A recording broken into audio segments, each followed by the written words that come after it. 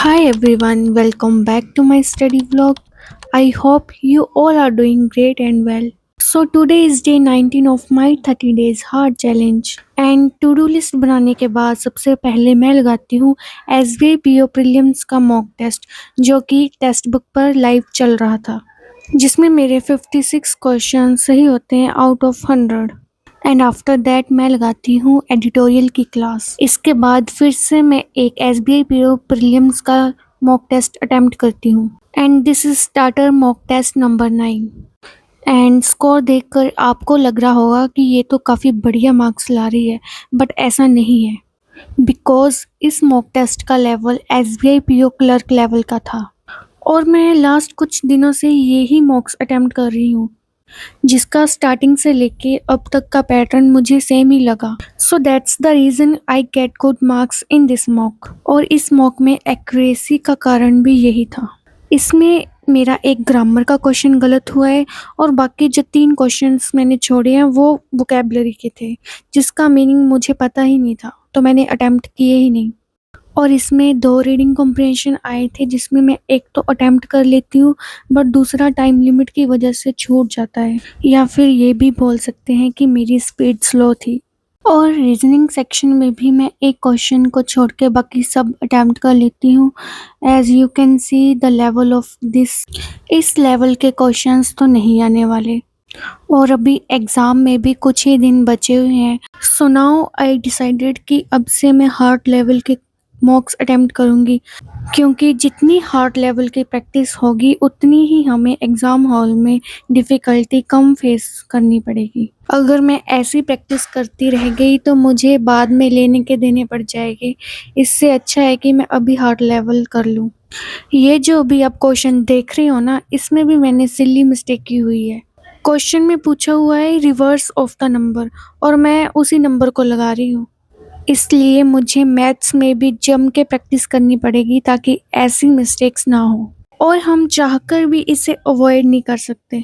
इसलिए जितना हो सकेगा मैं उससे ज़्यादा प्रैक्टिस करूँगी ताकि एंड में मुझे कोई रिग्रेट ना रहे कि काश थोड़ी और प्रैक्टिस की होती तो शायद हो जाता। इसके बाद मैं अच्छे से मॉक का एनालिसिस भी कर लेती हूँ जिसमें मैं अनअटेम्प्टेड क्वेश्चंस को सॉल्व कर लेती हूँ और कुछ कॉन्सेप्ट जो क्लियर नहीं होते उनको नोट डाउन कर लेती हूँ।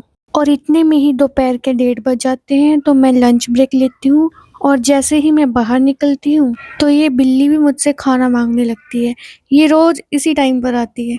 और ब्रेक के बाद मैं 120 रूल ऑफ ग्रामर रिवाइज करती हूँ क्योंकि डेली 10 रूल्स रिवाइज करने का टारगेट होता है, तो आज मैंने 30 से 40 तक रूल्स रिवाइज किए। और इसके बाद मैंने अर्थमेटिक की क्लास लगाई और इसको करने में मुझे डबल टाइम लगता है बिकॉज वीडियो पॉज करके पहले मैं खुद ट्राई करती हूँ, देन आफ्टर मैं सर का सल्यूशन भी देखती हूँ। और इतना करने के बाद मैं DI की क्विज लगाती हूँ जिसमें मैंने 3 सेट DI और एक कैसलेट सॉल्व की और इसके साथ ही मैंने पजल और सिटिंग अरेंजमेंट के क्वेश्चंस की क्विज लगाई।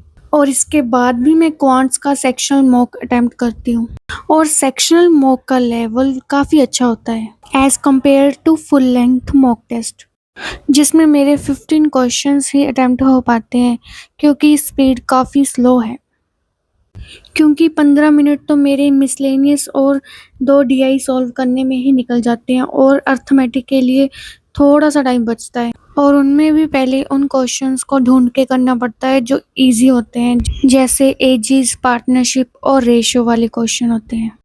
और फिर इस मॉक को भी मैं थोरो एनालाइज कर लेती हूँ। और ऐसा नहीं है कि ये अर्थमेटिक के क्वेश्चन सॉल्व नहीं होते, बस प्रॉब्लम स्पीड में ही आती है ज़्यादा। और लास्ट में मैंने रीजनिंग की क्लास अटेम्प्ट की जिसको अटेम्प्ट करने के बाद मुझे पर्सनली ऐसा रियलाइज़ होता है कि हाँ, आज मैंने रीजनिंग में भी कुछ प्रैक्टिस की है।